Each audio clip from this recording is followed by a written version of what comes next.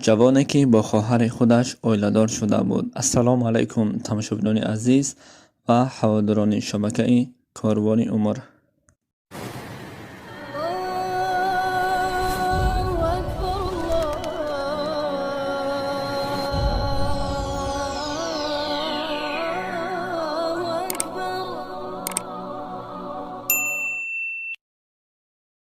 اگر ملال نشود در زیر ویدیو لایک گذارید و این قصه ما را تا آخر تماشا کنید. جوان چنین نقل می کند: هنگامی که مادرم حامله‌دار بود، یعنی که دوگانگی داشت، اما زندگیش با پدرم آنقدر خوب نبود.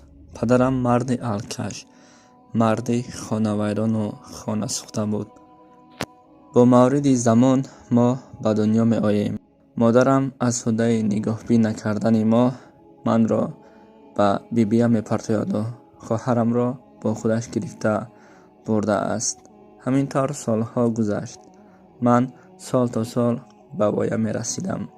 پدرم را بار ندیده بودم. در دست بیبیم کلان شدم. وقتی که با عقل شدم، دوستانم من را می گفتند که پدر تو مردی الکش بود، مادرت باشد تو را پرتافت و رفت با خواهرت. همینطور گپ‌های زیادی را می شنویدم، اما خیلی دلم تنگ می شد، زیق می شدم، می آمدم گریه می کردم و از بیبیم پرسیدم: بیبی جان، چرا مادرم با پدرم چنین کار را برای ما روا دیدند؟ من را از خواهرم جدا کردند. بیبیم می گفت: پسرم، هر آن چیزی که نصیبت هست همان می شود، نه آنی که تو می خواهی. وقتی به وایه رسیدم، بعد از ختم مکتب میانه به شهر رفتم. در دانشگاه تحصیل می کردم. ناگهان با یک دختر خیلی زیبا، با یک دختر خیلی مهربان و دلنشین هم صحبت شدم. با او شناس شدم و روز تا روز مهر بستم. ما یکدیگر را دوست داشتیم و یکدیگر مهر بستیم و هر بار سیر و گشت میکردیم. اما وقتی میخواستم با او هم صحبت شوم، وقتی میخواستم دستش را بگیرم، اما در قلبم یک ذره درد داشت و این کار را نمیکردم. 1 سال با هم بودیم، اما بار دستش را نگرفته بودم، چون مثل دوست. روزی بر من گفت: من را اویلادار میکنند، شاید فاتحه بیاید، بیا این مهر محبت خود را به خاک یکسان نکنیم و با هم اویلادار شویم. گفتم میلش، اویلادار میشویم. به قشلاق آمدم. با بیبیم گفتم: بیبی جان، اکنون من اویلادار میشوم. من را با یک دختر اویلادار میکنید که من او را به نهایت دوست میدارم. بیبیم گفت: پسرم، پیش از اویلادار شدن از تو خواهشم این است که باید رفته به همان دختر گپ زنی و کی چی فرزند کی بودنش را دانی، زیرا یک خواب عجیب دیدم. میخواهم این خوابم راست نبراید.